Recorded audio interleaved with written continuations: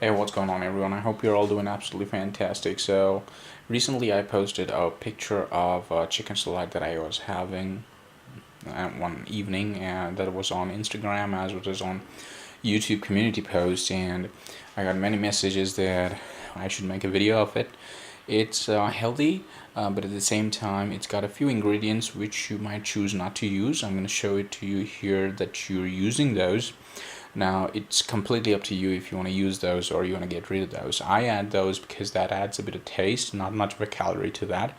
That being said, it can be prepared without those also. So let's quickly go over the ingredients that you're going to use. It's pretty simple. We've got about 50 grams of broccoli, and we've got about 50 grams of quinoa in here. This is a wonderful food, lots of fiber, and a complete protein source. We're looking at the full amino acid profile is present in this. We've got a bit of lemon to season this chicken up here. And right now we're using, as you can see, or probably can tell from it, we're using chicken leg boneless. You can use chicken breast boneless, and it's preferably usable chicken breast boneless. For making this video, when I went to the store, they didn't have the breast boneless, so I went for the leg boneless. That's why. This is 100 grams, and then I've got about 30 grams of corn. It's not much of a useful stuff. I use it for primarily the taste and texture, because most of this part would not be digested by our body and would be thrown away. Now, I've got a few other stuff. Just one teaspoon of baked beans I'm going to use. I sometimes throw it in because it gives a good bit of taste, because I don't use salt separately. So the sweetness and the saltiness and everything comes from this. And if you use 1 teaspoon, it's going to add about 30 kilocalories to your whole thing, which is not too much, and we can live with it. But don't add 3-4 teaspoon. That's going to ruin the whole diet part to it. Alright, apart from that, what we're going to use is black pepper. I'm using freshly ground. You can use anything that you wish to. And the other thing that I'm going to use is barbecue sauce from American Garden, and I'm using the honey flavor of it. There is a smoky one and the original one also. Now, this thing is very calorie intensive, and what I want you to know is that if you use it, and this is the ingredient that you can use without, but if you use it, the whole dish gets a different taste and a different flavor and everything. But what I'm going to do is that I'm going to show you how much I use. I have just 1 teaspoon, because as part of their label, if I use 2 teaspoons, it's going to add 50 kilocalories. I'm going to use 1 teaspoon. That's what I do, and that can prepare the whole thing, and that's going to be about 25 kilocalories extra added to the whole thing. So let's get started.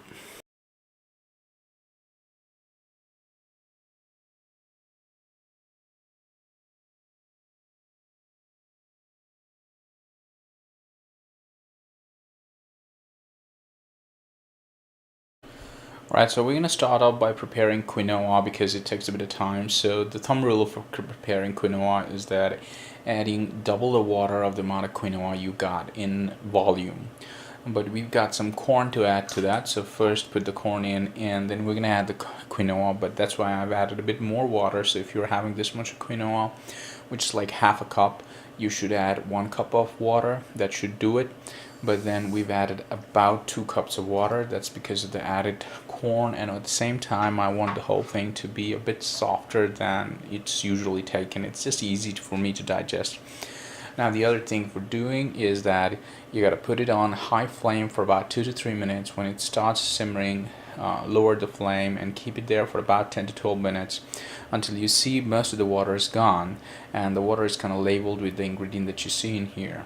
Then turn it off, keep it for 5 minutes. Once it's done, fluff it off, and you can use it any way you want to use it.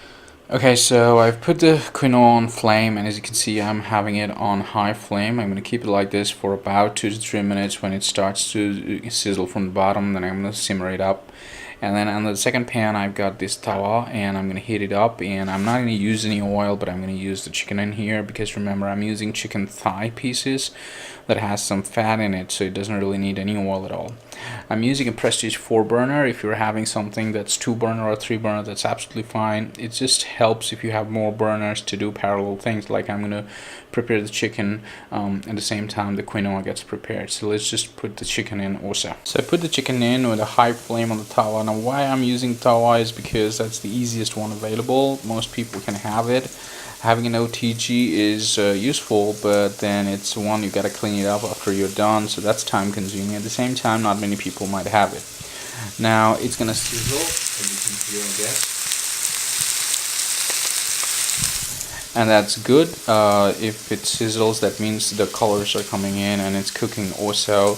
You can cook it at medium to low flame, but it's gonna take about 5 to 6 minutes, about 3 to 3.5 minutes, 2.5 minutes to 3.5 minutes on each side, and you're gonna turn it over.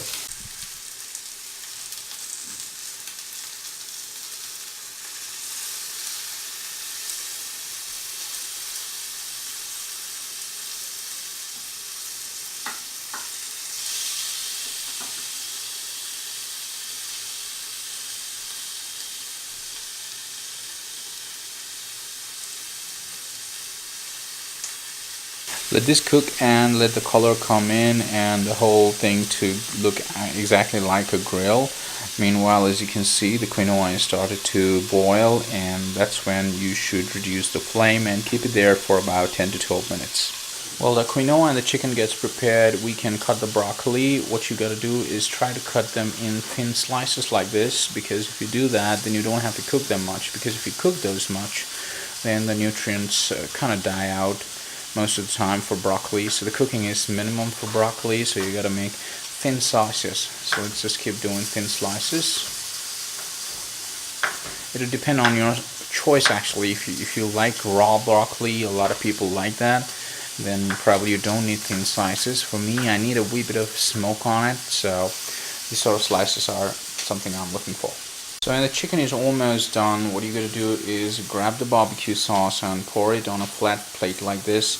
About 1 teaspoon. I'm going to do like this much is 1 teaspoon. That's it, not more than that. Don't be too much greedy about this thing because it's really calorie intensive, but it tastes awesome. And as you can see, the color has come, the grilled color has come really well. And it's cooked also. You don't have to cook it like really well done. As long as you can do it some medium rare sort of thing, it's absolutely fine. Next thing you're going to do, and this is the key for using any barbecue sauce, is that you need a brush, you need the barbecue sauce, but you don't need to use it at the very beginning. Right before you want to put this off, like about 2 to 3 minutes before, you're going to grab it, dab it on top, and then you have to turn it around. And why you should do that is because if you use it at the very beginning, then the chance is that, and I'll do the same thing on the other side, if you do this at the very beginning, then the barbecue sauce is going to burn, and you're going to get the burnt smell. You don't need the burnt smell, you need the smoky smell, and for that, about 2.5 minutes of cooking of the barbecue sauce, or the chicken with the barbecue sauce, is more than enough. And that's it. Cook it on both sides. You can see it's kind of try to get that glistening, and also the flavor, because I'm getting the flavor too much. It's a smoky honey flavor that's coming up, and that's pretty much why I'm using it. This thing is gonna make the flavor for the whole dish, so you better make sure that you're using it properly, because if you use it wrong way, then it's gonna ruin the dish. Alright, so when your quinoa is done, it's gonna sit there for some time and it's gonna come up like this. Now I added a bit more water, that's why it's gonna be moist like this, the way you're seeing it. Can we have a focus action in here? Yeah, so this is how it's gonna be, a bit big and chunky and a bit moist. If you add less water, then all it's gonna be is less moist, and it's a bit crunchy in that time, it's a bit crunchy. Depends what sort of texture you would like. On the pan that you did the chicken, there's going to be some residue like this when you take the chicken off. Don't throw it away, that's the useful stuff. We're going to cook the rest of this thing in that. So what you're going to do is first throw in the broccoli. And throw the total amount of broccoli in there and let it sit. We're not going to cook this for long. And then what you gotta do is drop in the quinoa and corn collection in that. Both of these things are cooked, and we're gonna just saute these things in the chicken juice, which tastes awesome, by the way, in here. Alright. This whole process should take about 2 to 3 minutes, not more than that. You're not supposed to cook these things more than that time frame. Even less, it's okay. Alright, it's time to cut the chicken up. Now, we did a full piece, right? And it's got all this moist juice of chicken fat, and at the same time it's got this barbecue sauce on it. What you got to do is bring it down into small pieces. You can grab a cleaver or whatever knife you have lying back home, and you're going to chop it like this, and you're going to get pieces which are similar to the one that I'm showing you. This sort of pieces you're looking for. So quickly chop this up. And it's like you have long pieces like this, sort of, as they can be, it better. And the other way I is that more pieces like that, more time I can chop them. So that's important. I don't want food to finish on somebody loves food. So, yep. Right. So this is what you're gonna look for. Alright, now comes the most important part of any dish, no matter it's healthy or not, is garnishing. Now it's important. We don't pay much attention, but it is important. So what I want to do is put this thing in here, the whole thing that you just cooked, quinoa, and then broccoli, and then corn. Next, what you're going to do, and I missed this ingredient, is that we're going to add some lettuce leaves, and it just gives the texture, not much, too much to talk about in nutritional value, but just to add it so the whole texture gets a nice texture and a crunchiness of a salad. Now we're going to add the chicken on top, which should go like this. Oh, this is the way I'm garnishing. You can choose to garnish the way, whatever way you wish to. What you're going to do is finish it off with a bit of baked beans. As I said, don't go beyond 1 teaspoon, which is this much. And keep it on one side, just don't topple it off. That's it. Now this thing on its own is pretty powerful and it's tasty. It's going to taste really well. What you're going to do is, on top of that, just sprinkle the black pepper, and that's going to enhance the taste.